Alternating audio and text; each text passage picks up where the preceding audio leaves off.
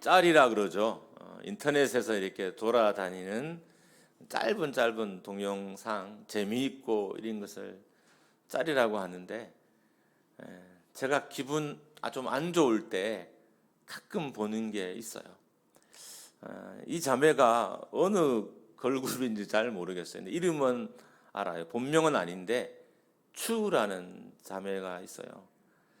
이 자매가 너무 밝은 거예요. 세상에 저런 사람이 있을까 싶을 정도로 밝아요. 그래서 가끔 그 자매가 나온 그 짧은 동영상을 보면 괜히 기분이 좋고, 한 번 보고 난 이후에 10분, 한 1시간 동안은 그 입에서 미소가 떠나지 않아요. 아마 청년들은 봤을 것 같은데, 혹시라도 이게 잘 느껴지지 않으면 집에 돌아가셔서 한번 이렇게 추라고 쳐서 보시면 정말 이렇게 환하게 웃는 자매의 모습이 너무 이쁘고 귀엽습니다. 오늘 정말 난생 처음, 아마 여러분 그렇게 환하게 인사해 본 적이 없을 텐데 이렇게 하셔서 총을 쏘셔야 돼요. 땅땅 이렇게 쏴야 돼요. 옆 사람한테. 이렇게 하지 마시고 웃으시면서 땅땅 이렇게 쏘는 거예요. 제가 미소가 약간 썩었죠, 그렇죠? 저도 이렇게 화난 사람은 아니라서 못하는데 해볼 테니까 여러분도 일단 표정을 장착하시고 옆 사람한테 땅땅 하면서 사랑해 쏴는 거예요. 알았죠? 자, 준비하시고 손 드시고 시작! 사랑해 이렇게. 어색하지만 다음 주에 한 번 더 하는 걸로 마무리하겠습니다. 아마 목회자들이 성경을 읽으면서 가장 낯뜨거운 본문이 오늘 본문일 것입니다. 실제로는 서기관들과 바리새인들을 욕하고 있어서 그렇게 느끼지 않을 수는 있지만, 그 내용을 보면 이 내용들이 교육자를 향하고 있다, 또 교회 리더십들을 향하고 있다는 사실을 다 알 수 있습니다.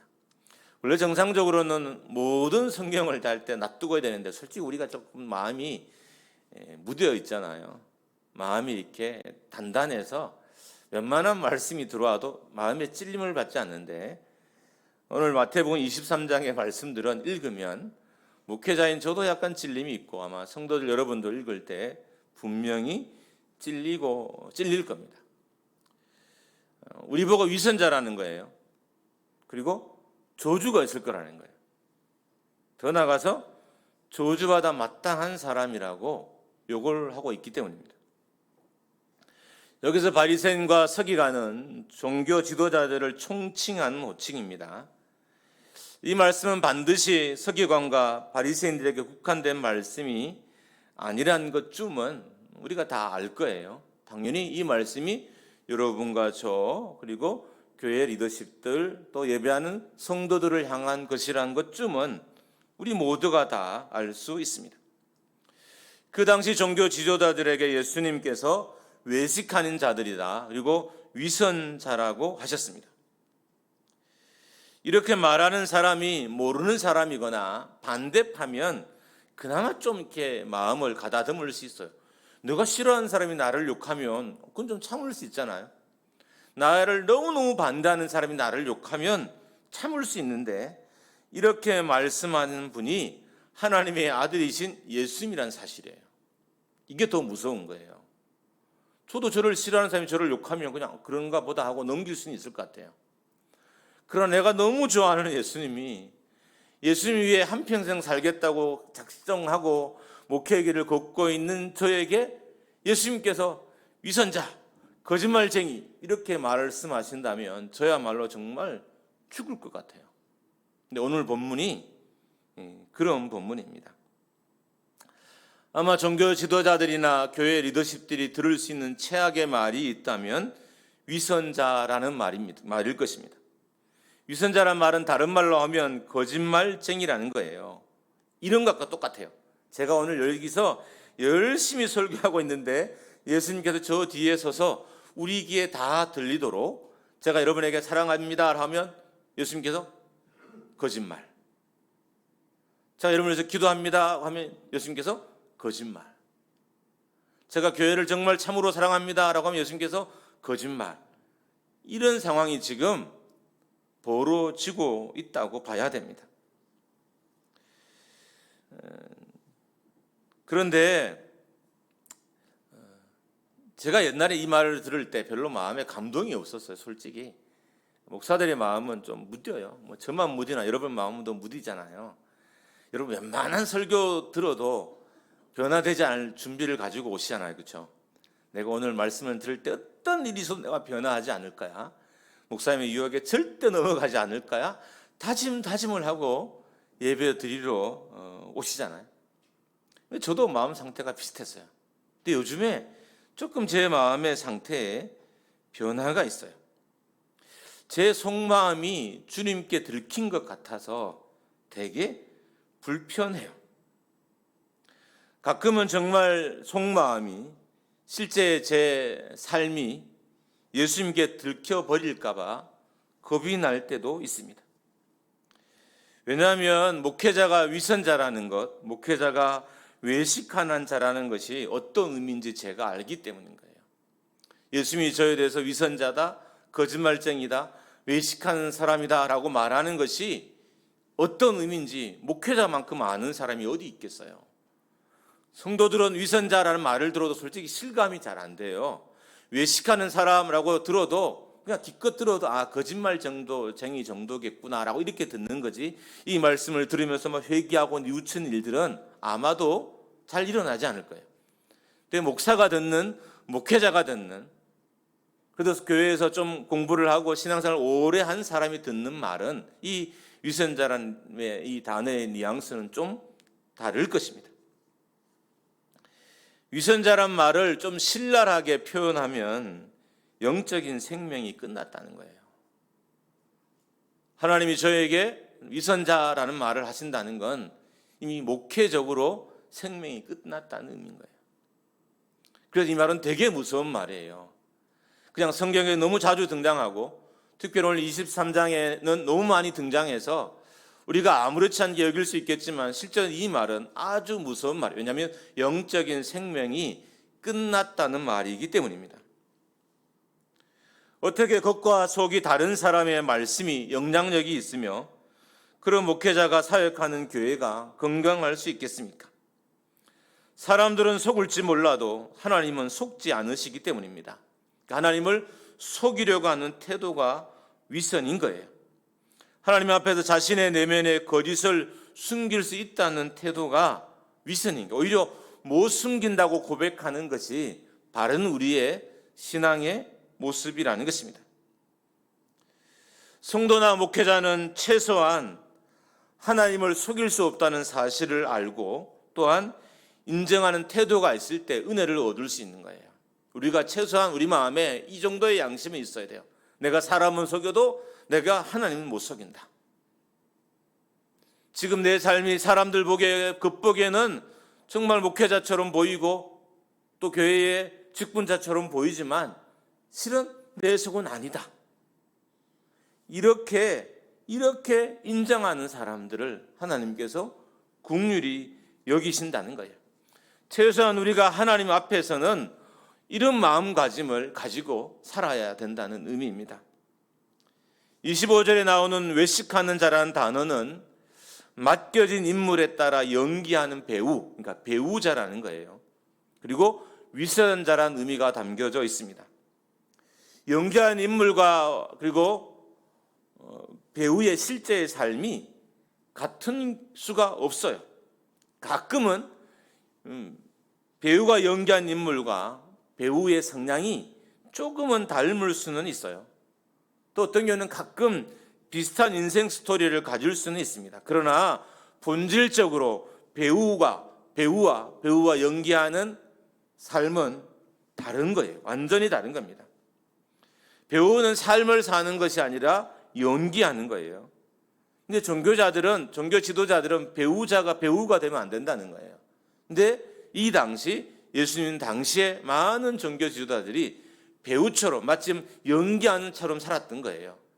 실제의 삶과 너무 다른 삶을 살았고 가정에서의 삶과 그리고 성전의 삶이 너무 달랐던 것입니다. 그래서 그런 종교 지도자들을 향해서 위선자, 거짓말장이라고 예수님께서 하셨던 것입니다. 이 당시는 극장이 많이 활성화되었잖아요. 로마의 영향을 받아서 많은 극장이 도시마다 있었고 그 도시에는 연극을 연기하는 많은 배우자들이 있었어요. 근데 그 연기하는 그 연기자들과 종교 지도자들은 본질적으로 달라야 돼요. 왜요? 삶이 다르니까. 연기자는 그냥 어떤 좋은 인물을 연기하는 거지만 종교 지도자들은 자기가 전하는 예수 그리스도를 살아야 하는 사람인 거예요. 성도도 마찬가지예요. 성도도 그 연극장에서 연극을 구경하는 사람이 아니라 성도는 동일하게 예수 그리스도를 교회와 가정에서 살아야 되는 사람이 성도인 것입니다. 연기가 아닌 실제를 살아야 하는 사람이 지도자들이었습니다. 종교 지도자들이 거룩하지 않는데 거룩한 것처럼 한 것이 위선입니다. 위선을 거짓선이라고 합니다. 착한 척, 거룩한 척, 사랑하는 척, 관심 있는 척 하는 것이 위선인 것입니다. 예수님께서 종교 지도자들을 향해서 위선자라고 말한 것은 그들이 척하는 삶을 살았기 때문입니다. 사랑하지 않는데 사랑하는 척하면 살았고요. 거룩하지 않는데 마치 거룩한 것처럼 말하고 살았고요. 선하지 않는데 선한 사람인 것처럼 하고 살았기 때문에 그들을 향해서 위선자라고 하셨던 것입니다. 물론 우리가 사람의 마음을 다 알지 못해서 함부로 절대 하면 안 돼요. 들은 제가 여러분에게 위선자처럼 보이지만 제 실제 마음은 아닐 수 있잖아요. 제가 밤마다 눈물을 흘리면서 회개하고 있을지 모르잖아요. 그러니까 이 일들은 함부로 말하거나 판단할 일은 아니에요. 그러나 우리가 주의해야 될 것은 예수님께서 종교 지도자들에게 또 교회 리더십들을 향해서 위선자라고 말씀하셨고 우리도 얼마든지 그런 삶을 살 수 있다는 사실에 대해서는 명심 또 명심해야 하는 것입니다. 내가 상대방을 다는 알지 못하지만 사람이라서 그래도 조금은 알 수 있고요. 진실인지 아닌지는 알 수 있어요. 그러니까 상대방이 정말 하나님을 사랑하는 사람인지 정말 교회를 사랑하는 사람인지 다는 몰라도 어느 정도는 알 수 있다는 거예요. 곰순이라는 진돗개가 있습니다. 곰순이. 꽤 유명한 친구라서 성도들 중에 아마 아는 분들도 있을 수 있습니다. 곰순이가 있는 마트 앞을 이렇게 지날 때마다 얘가 너무 품위 있게 이렇게 서 있는 거예요. 그래서 제가 처음에는 이 개의 이름이 곰순이라는 것을 몰랐어요. 나중에 보니까 개의 이름을 이렇게 적어놨더라고요. 그래서 얘가 곰순이구나. 그래서 제가 지날 때마다 곰순아 곰순아 불렀는데 고개도 안 돌리고 빳빳하게 세우고 있는 거예요. 근데 이 곰순이가 아침마다 이렇게 주인 아저씨하고 사장님하고 이렇게 운동을 해요. 근데 그 운동할 때 제가 공원을 쓸고 있기 때문에 자주 이렇게 만나게 됐어요. 자주 만나게 되고 또 사장님이 뭐 만져도 된다고 해서 만지기도 하고 이렇게 했더니 이 곰순이가 마음을 좀 이렇게 열더라고요. 사실은 이 개는 정말 순한 개인데 진돗개이고요. 그리고 아주 낯가림이 심한 개예요. 그래서 누가 불러도 고개를 안 돌려요. 그런데 요즘은 제가 이렇게 지나가다 부르면 살짝 고개를 돌렸다가 빨리 이렇게 돌려요. 알아차린 거죠. 제가 매일 부르고 또 쓰다듬어 주고 이렇게 가까이 했더니 제 진심을 조금은 알아준 겁니다. 여러분, 동물도 진심을 알아요. 사람이 진심을 모를까요? 사람이 정말 제가 교회를 사랑하는 건지 성도들이 정말 교회를 사랑하는 건지 사람들이 모를까요? 알아요. 그래서 우리가 제가 2022년도에 목회를 시작하면서 이런 마음을 가졌어요. 나의 나쁜 마음이 들키지 않는 한 해가 되게 하자. 내 진심은 들켜도 내 나쁜 마음이 들키지 않도록 하자. 근데 나쁜 마음은 들키는 마음이잖아요. 그러면 내 마음이 진심이면 안 들키게 되는 거죠. 그래서 그런 생각을 하고 2022년도를 출발하고 있습니다. 사람도 사람의 마음이 거짓인지 참인지 어느 정도는 안다는 의미입니다. 여러분, 우리가 교회를 향한 우리의 마음들이, 또 성도를 향한 우리의 마음들이, 또 오래 함께 동역했던 우리 형제 자매들을 향한 우리의 마음들이 2022년도는 온전해졌으면 좋겠고, 예수님 보시기에 예수님이 우리한테 뭐 대놓고 위선자라고 하지 않겠지만 이 마음이 좀 우리에게 덜 들렸으면, 이 미안한 마음이 덜 들렸으면 하는 것이 한 해를 시작하는 마음입니다. 능력은 겉과 속이 일치할 때 나타나는 거예요. 교회가 능력 있는 교회라는 것은 성도들의 마음과 성도들의 삶이 일치할 때 교회가 능력 있는 교회가 되고, 목회자도 그 말하는 것과 삶이 일치할 때, 솔직히 100%는 불가능해요. 이런 건 존재할 수는 없습니다. 그렇지만 그렇게 살려고 노력할 때 그 목회자의 메시지도 또 삶도 능력이 된다는 것입니다. 우리의 기도와 우리의 마음이 일치될 때 치유의 역사가 일어나게 되는 거고, 우리의 마음과 우리의 땀이 일치가 될 때 능력이 나타나게 되는 것이며, 우리의 수고와 우리의 내면이 일치할 때 능력이 나타나게 되는 것입니다. 왜 예수님 당시 종교 지도자에게서 영적인 능력이 없었을까요? 왜 그들의 말이, 그들의 메시지가 종교적인 암흑기를 살고 있는 그 시대의 많은 유대인들에게 위로가 되지 못했을까요? 왜 400년 동안 하나님은 이스라엘 백성들을 향해서 침묵하셨을까요? 그들의 외침에 왜 응답하지 않으셨을까요? 그것은 그들의 겉과 속이 달랐기 때문입니다. 그 당시 바리새인들과 서기관들의 겉과 속이 달랐는데 어떻게 백성들의 겉과 속이 같을 수 있겠습니까? 불가능한 거예요. 그래서 영적인 암흑기가 이스라엘에게 오게 됐던 것입니다. 이스라엘의 위선에 눈과 귀를 하나님께서 닫아버리신 거예요. 누가복음 11장 39절입니다. 우리 같이 한번 읽습니다. 시작. 주께서 이르시되 너희 바리새인들은 지금 잔과 대접의 겉은 깨끗이 하나 너희 속에는 탐욕과 악독이 가득하도다. 가진 것으로 구제하면 속이 깨끗해질 것이라고 합니다. 그러니까 바리새인들은 겉보기에는 깨끗한 사람이었습니다. 그러나 자세히 보면 그 안에는 탐욕과 악독이 가득했어요. 2절 말씀에 보면 예수님 당시 서기관들은 회당에 있는 모세의 자리라는 그 의자에서 율법을 가르쳤어요.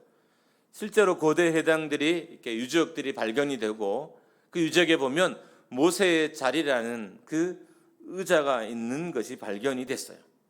그러니까 이 서기관들과 바리새인들은 여기서 말씀은 율법은 잘 전했어요. 율법에 정통했기 때문에.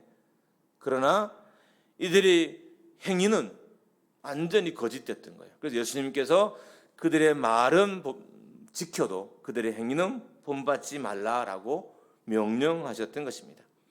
종교자들의 이 위선적인 삶이 영적인 암흑기를 가져왔어요. 그래서 예수 그리스도가 오셨음에도 불구하고 그들을 몰라보는 일들이 일어나게 되었던 것입니다. 위선을 가장 잘 설명해주는 성경 구절이 마태복음 7장 3절과 5절에 있습니다. 우리 함께 같이 읽어보겠습니다. 시작. 어찌하여 형제의 눈 속에 있는 티는 보고 내 눈 속에 있는 들보는 깨닫지 못하느냐?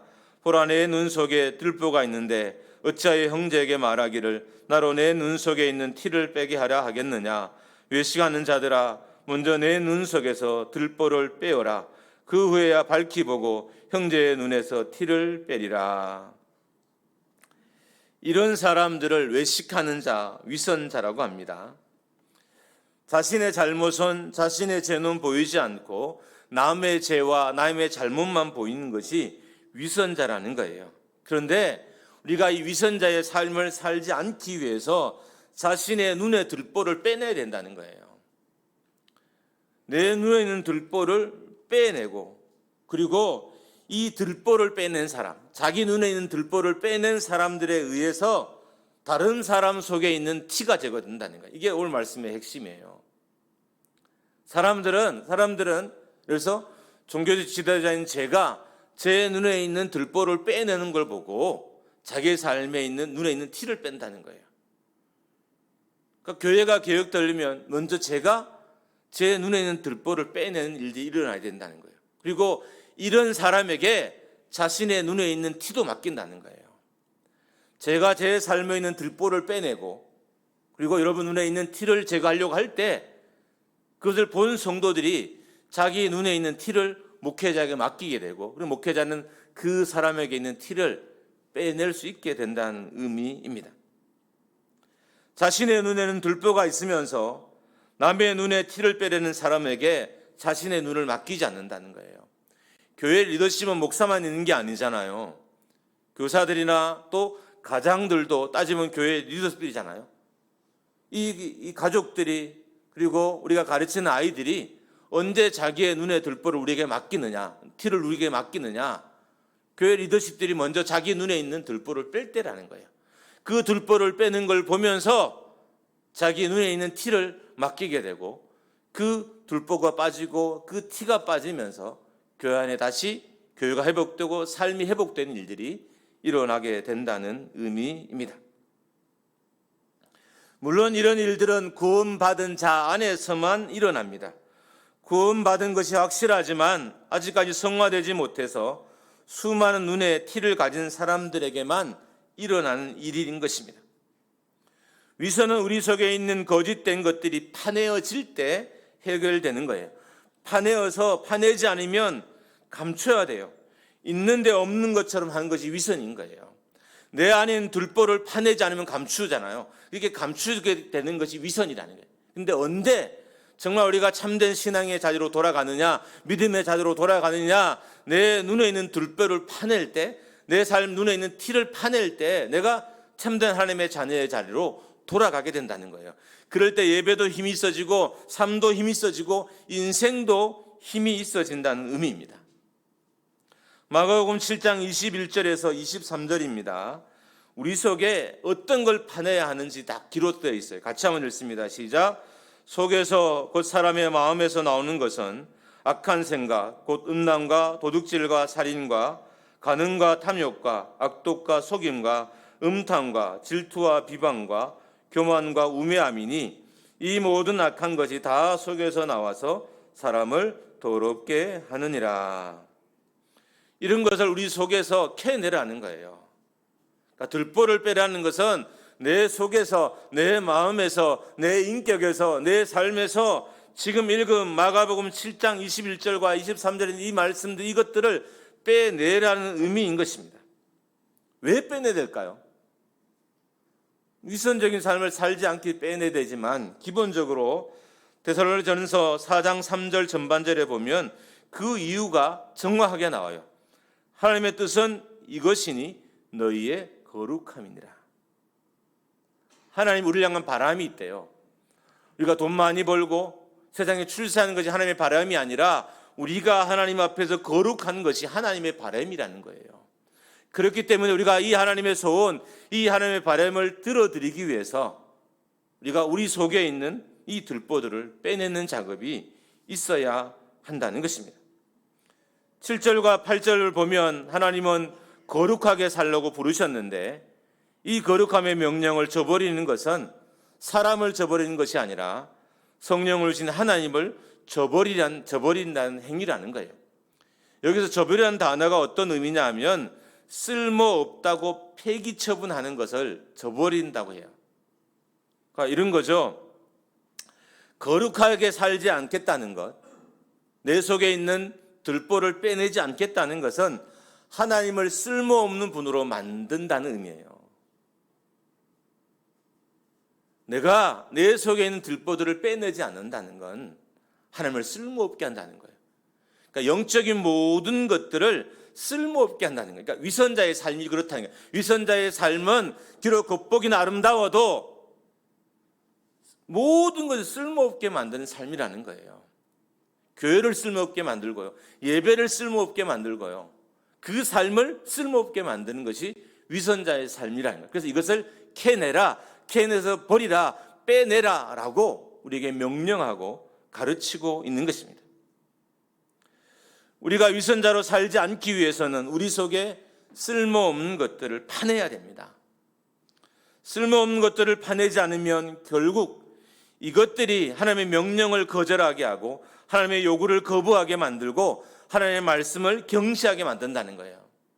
내 안에 있는 음욕을 파내지 않으면 이 음욕이 하나님을 경시하게 만든다는 거예요. 내 안에 있는 탐심을 파내지 않으면 이 탐심이 하나님을 경시하게 가볍게 여기게 만든다는 거예요. 그래서 결국 하나님을 쓸모없게 만들게 한다는 거예요.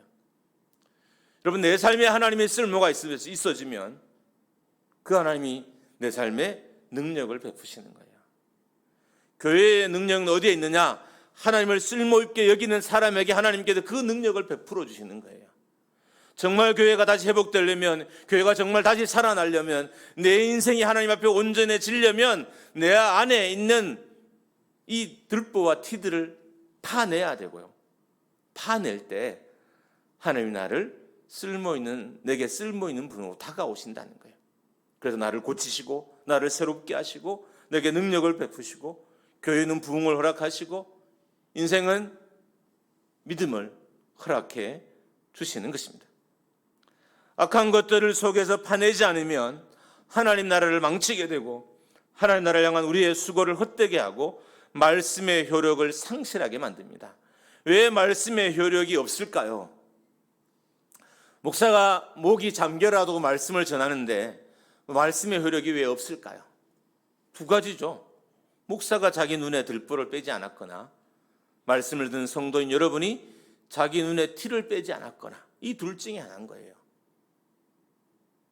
둘 다일 수도 있고요. 최악은 둘 다인 거죠. 전하는 저도 제 눈에 들보를 안 빼고 듣는 여러분도 여러분 눈에 티를 안 뺀 상태에서 말씀을 들으면 말씀은 무력화됩니다. 교회의 어떤 모임도 무력화되고요. 교회의 사역도 무력화되고요. 교회의 헌신과 수고도 다 무력하게 되는 거예요. 이 모든 것들을 효능 있게 효과 있게 하려면 우리는 내 눈에 들보를 먼저 빼내야 되는 거예요. 빼낼 때 나를 보고 사람들이 자기 눈에 있는 티를 빼기 시작한다는 거예요. 이게 교회의 변화인 거예요. 부모가 자기 눈에 있는 들보를 빼는 걸 보며 자녀들이 자기 눈에 있는 티를 빼내기 시작하는 그 가정이 믿음의 가정으로 서게 되는 거예요. 그래서 서는 거예요. 목사가 자기 눈에 들보를 빼는 걸 보고 성도들이 자기 눈에 티를 빼요. 그래서 교회가 세워지는 거예요. 가장들, 목장을 섬기는 가장들이 자기 눈에 들보를 빼면 그 가족들이 자기 눈에 티를 빼는 거예요. 그래서 그 목장이 재밌어지고 아름다워지고 유익하게 되는 것입니다. 미국의 교회 성장학자인 조지 바너의 말입니다. 쇠퇴하던 교회가 다시 성장하는 경우는 미국의 경우입니다. 10교회 중에 하나도 되기 어렵다는 거예요. 그러니까 쇠퇴했던 교회가 다시 일어나는 건 엄청 어려운 일이라는 거예요. 쇠퇴하고 있는 교회를 성장하는 교회로 바꾼다는 게 쉽지 않다는 의미입니다. 그리고 한 목회자가 쇠퇴하는 교회를 성장하는 교회로 전환시킬 수 있는 것은 일생에 한 번 아니면 2번 있을까 말까 하는 엄청난 사건이라는 거예요. 맥시멈 정말 탁월한 사람들에게는 2번 있는 것이고요. 조금 탁월한 사람에게는 1번 있는 것이고요. 평범한 목회자들에게는 1번도 없다는 거예요. 그 다음 말이 너무 절망인데 저는 그래도 하나님이 하게 하실 줄 믿고 그 다음 말을 하려고 합니다.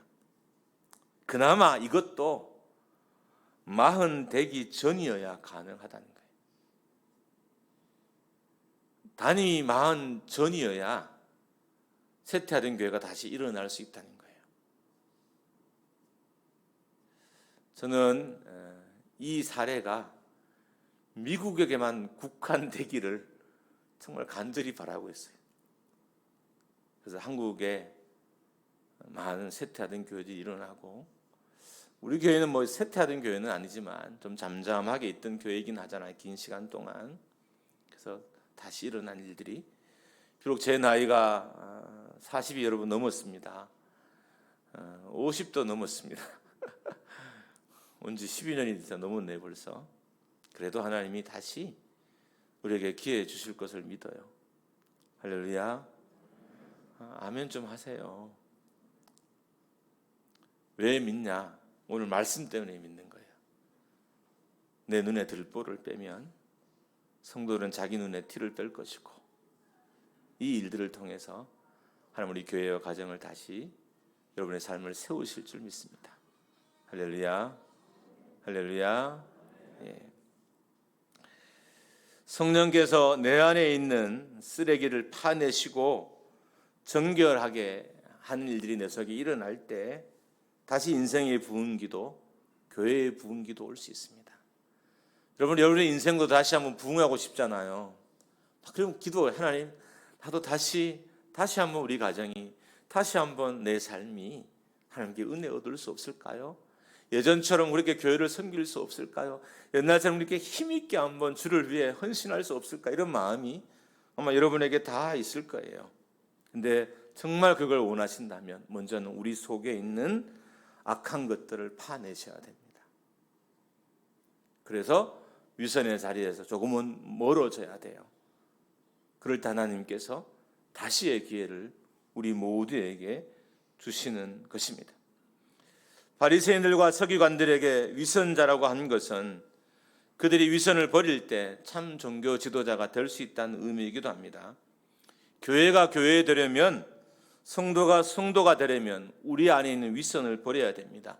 이 위선을 파내서 버려야 됩니다. 그래야 교회도 다시 부흥할 기회를 얻고 성도들도 다시 인생을 살 힘을 얻게 되는 거예요.